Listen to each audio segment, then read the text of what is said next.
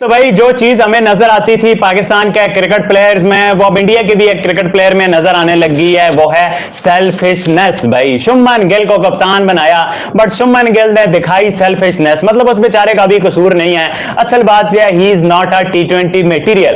अब अगर आप उसको देखो तो स्ट्राइक रेट उसका जायसवाल से 1 पॉइंट अच्छा है, जायसवाल के 133 है, उसका 134 है, बट असल बात है इंटेंट की। ये टी20 क्रिकेट में ना सेल्फिशनेस की नाम ही नहीं है। उसकी जो 130 रन की स्ट्राइक रेट है या गिल की 135-36 की है, फायदा क्या हुआ? ये ना होता, इससे अच्छा हो जाता। It could have been much better अगर इंडिया 4 चेंजेस ना करता और ये होता 80 रन 10 ओवरों में। यानी इस तरह आप क्रिकेट खेलेंगे।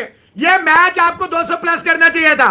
जब 25 बॉलों में 50 है, आपने तो बेड़ा ही गलत कर दिया। 36 बॉलों में 50 किया गायकवाड़ साहब ने, गिल ने अगली 8 बॉलों में उसके 5-6 रन थे। लेकिन अभिषेक शर्मा, जिसको फैंस देखने के लिए बड़े बेताब थे, फैंस चाह रहे थे कि अभिषेक शर्मा आए और हम उसकी ताबड़तोड़ बैटिंग देखें, आज उस तरह से नहीं हुआ। नंबर 3 पे उसको भेजा गया। कहीं ना कहीं जायसवाल और शुभमन गिल मानना पड़ेगा कि बहुत ज्यादा स्लो खेल गए, बहुत ढीला ढीला खेल गए, बहुत ज्यादा स्लो खेले हैं। और वहां से जैसे एक टाइम पे लग रहा था कि शायद मुझे लगता है कि अभिषेक शर्मा एक बेहतर ओपनिंग पार्टनरशिप हो सकते थे, लेकिन उनको नहीं आगे भेजा गया, उनको नंबर 3 पे रखा गया। हाँ देखिए, एक तरफ तो आपने कहा ना कि लोग तवज्जो हासिल करने के लिए कुछ बयान देते हैं, लेकिन ये जो शुभमन गिल के जो परिस्तार हैं, ब्रायन लारा की जो गुफ्तगू है वो यकीनी तौर पर एक बहुत बड़ा एक हौसला है शुभमन गिल के लिए भी कि वो आने वाले दिनों में लोगों की एक तरफ ये है कि आपके ऊपर लोगों का दबाव है तवक्कुआत का, और आपने उन तवक्कुआत पर पूरा उतरने के लिए बहुत ज़्यादा मेहनत करनी है। और तो जय हिंद दोस्तों, भाई मैं पाकिस्तानी मीडिया को यह कहना चाहूंगा कि भारत फिलहाल जो ये सीरीज खेल रहा है वो हार और जीत के लिए नहीं खेल रहा कि भाई हमें हर मैच जीतना। इसमें अपने प्लेयर को टेस्ट करने के लिए खेल रहा है भाई, जब तो आज इतने जो है चेंज किए हैं। तो आप लोग वीडियो देखिए, पाकिस्तानी मीडिया क्या कह रहा है, उसके बाद बात करते हैं। वीडियो को लाइक जरूर करें। अगली 8 बॉलों में फिर एक छक्का आया तो 62-63 तक पहुंचा 49 बॉलों में।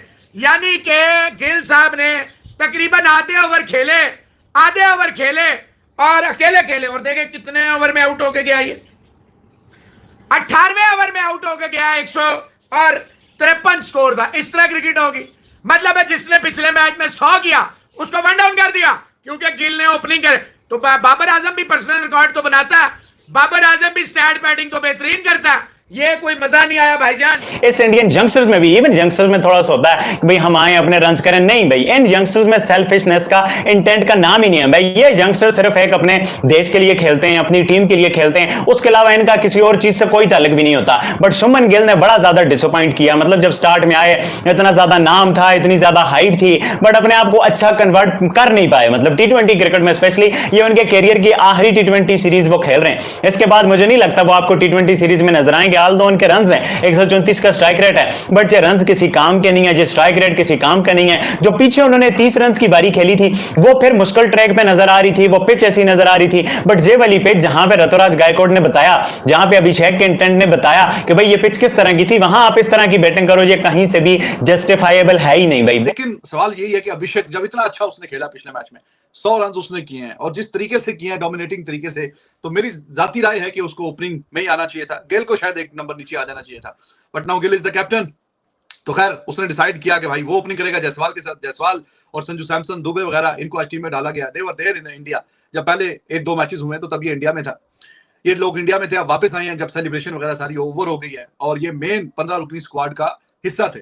अब ये वापस आए हैं तो जायसवाल इज देयर, और उसको ओपनिंग में फिर गिल को कप्तानी का मुजाहरा करते हुए, बड़ा जरा दिल दिखाते हुए खुद से 1 डाउन आना चाहिए था। बेहतर होता कि अगर वो अभिषेक शर्मा को ही ओपनिंग करवा देता। पिछले मैच में देखें उसने ऐसी शानदार वर्ल्ड क्लास किस्म की बैटिंग करते हुए इतना मतलब धो के रख दिया जिम्बाब्वे के पूरे बॉलिंग अटैक को। और जो दूसरा वाला 50 था वो सिर्फ 12 गेंदों पे उसने 50 किया था। लेकिन खैर आज ऐसा देखने को नहीं मिला क्योंकि उसकी ओपनिंग जोड़ी, ओपनिंग की जो प्लेस है वो लेके उसको नीचे 1 नंबर पे भेज दिया गया, 1 डाउन। तो यहाँ पे थोड़ा सा गिल को बड़ा दिल दिखाना चाहिए था, उसको कहना चाहिए था ठीक है जी, I am the captain of this team at the moment. और ये जो अभिषेक पिछले मैच में खेला था, बहुत लाजवाब खेला था, तो उसने अब मेरे ख्याल में अपना जो राइट है वो उसका बनता था कि उसको आप इस मैच में ओपनिंग करवाते हैं। अगर आप all in all score card देखें, 182 for 420 overs versus Zimbabwe, especially the kind of the bowling you did against them in the previous game, or in fact the game before that, जो eventually India हारा था, उसमें bowling was too good for Zimbabwe and it was a challenge. लेकिन आज अगर मैं innings की बात करूं, स्पेशली जिस तरह 3 ओवर में इंडिया 41 था, सिकंदर रजा की कप्तानी की तारीफ करें या शुभमन गिल की स्ट्रगल की बात करें, सबसे पहले तो आज मैनेजमेंट का जो पूरा डिसीजन था, मुझे बड़ी पुअर मैनेजमेंट डिसीजन मेकिंग दिखी आज। जहां Abhishek Sharma the kind of the start that he got in the previous game, that too as an opener, पहले तो ऋतुराज गायकवाड़ को एडजस्ट करने के लिए, जाहिर सी बात है वो कप्तान नहीं है, he is a too good of a player, आपने उसको भी इनफ गेम टाइम देना है, वो भी आपके फ्यूचर प्लान्स का हिस्सा, आपने पहले उसको टीम पे रखा। फिर आज अभिषेक शर्मा, क्योंकि यशस्वी जायसवाल वापस आ चुके हैं, स्क्वाड को ज्वाइन कर चुके हैं वर्ल्ड कप सेलिब्रेशंस के बाद, तो उनका खेलना एज एन ओपनर था। तो क्योंकि शुभमन गिल खुद अपने आप को नीचे डिमोट नहीं करना चाहते थे तीसरे पे, तो दूसरे नंबर के जो अभिषेक शर्मा थे उनको तीसरे पे इवेंचुअली जाना पड़ा। लेकिन यशस्वी जायसवाल ने जिस तरह तगड़ा आगाज किया, शुभमन गिल ने भी वो नकरवा के ओवर के अंदर, गरावा के ओवर के अंदर जिस तरह पहली वो एक शॉर्ट बॉल के ऊपर उसका डिस्मिसल बचा, फिर he got a flow, eventually hit a six against the fine leg. लेकिन उसके बाद एक ऐसी क्लियर स्ट्रगल आपको नजर आ रही थी कि जहां 3 ओवर में 41 रन बने, चौथा ओवर चटारा ने किया 8 रन दिए, पांचवा ओवर मुजर रब्बानी ने किया 5 रन दिए, उसके बाद छठा ओवर सिकंदर रजा ने किया 1 रन दिए, एकदम से मोमेंटम ड्रॉप डाउन हो गया। जो इंडिया तीसरे ओवर के इख्तिताम पे 41 for 0 था, वो इवेंचुअली छठे ओवर तक वो रिक्वायर्ड टोटल नहीं हासिल कर सका, जो कि 41 रन बनाने के बाद कंपैरिजन शुरू हो गए थे और वो स्क्रीन के ऊपर स्टैट्स भी आना शुरू हो गए थे कि किस तरह इंडिया ने लास्ट टाइम हरारे का सबसे हाईएस्ट रिकॉर्ड बनाया 240 ऑर्डर रन, तो इस बार भी India is looking so good. पर चौथा ओवर खत्म हुआ 49, पांचवा 54, छठा 55, तो यानी 41 से 55 3 ओवर के अंदर सिर्फ 14 रन जुड़े और 14 रन जहां पूरे मोमेंटम को स्लो डाउन कर गए। ठीक है, शुभमन गिल भाई आप रन के लिए स्ट्रगल कर रहे हो, आप कप्तान हो, कॉम्बिनेशन आपकी वजह से ट्विस्ट कर दिया गया, एक natural and aggressive opener Abhishek Sharma को तीसरे पे भेजा गया, ऋतुराज गायकवाड़ जो कि नेचुरली ऊपर टॉप ऑर्डर का बल्लेबाज है, उसको मिडिल ऑर्डर से संभालने की जिम्मेदारी एकदम से दे दी गई। तो रियान पराग भी आज के गेम में ड्रॉप हो गया, चलो सब कुछ सही है, सबको समझ आ गया कि ठीक है जिम्बाब्वे ने बड़ी कमाल बॉलिंग कर दी, ये कर दी। जब अपना चौथा तीसरा विकेट गिरता है तो उसके बाद भी आप वहां रिंकू सिंह को ऊपर नहीं भेजे, मतलब उसकी मुझे थॉट प्रोसेस समझ नहीं आया कि रिंकू सिंह जो कि डेजिग्नेटेड आपके लिए फिनिशर है, आप वहां संजू सैमसन को एक नए रोल के अंदर आजमा रहे हैं जहां संजू सैमसन 5 नंबर पे।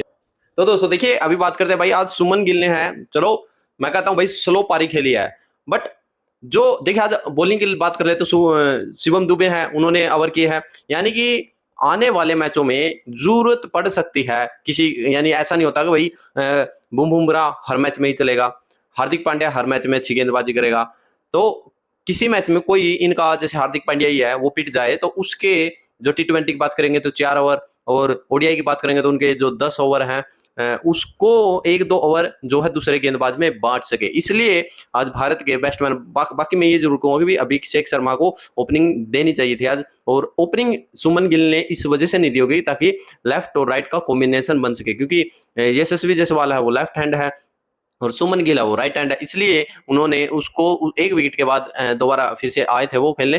तो देखिए सुमन गिल ने ये भी कह सकते हैं कि भाई एक तरह से पारी को संभाला है, पूरा लेके गए हैं, और ये वही सुमन गिल है भाई, इसको भूलना नहीं चाहिए आप लोगों को। जो पहला मैच भारत जिम्बाब्वे से हारा था उसमें सुमन गिल ही अकेला जो खड़ा रहा था, और सेकंड मैच है उसमें तो भाई किसी की जरूरत ही नहीं पड़ी थी खेलने की। और देखिए भाई यहाँ पर तारीफ है जो ऋतुराज की जरूर करनी होगी, क्योंकि जो स्टार्टिंग में जो स्लो लेते हैं और बाद में खेलते खेलते अच्छे खेलते चले जाते हैं, तो यहाँ पर ये यंग टीम है, सबसे पहले यंग टीम है, तो भाई इस यंग टीम में एक दूसरे को ही कॉम्बिनेशन बनाना बड़ा कठिन हो जाता है। तो आप लोगों को देखिए साफ चीजें दिखती होंगी, यानी कि जो मेन टीम है अभी आईसीसी T20 खेली है उसमें इसमें काफी डिफरेंस है, जो कॉम्बिनेशन होता है वो कहीं ना कहीं इस टीम में कम झलकता है।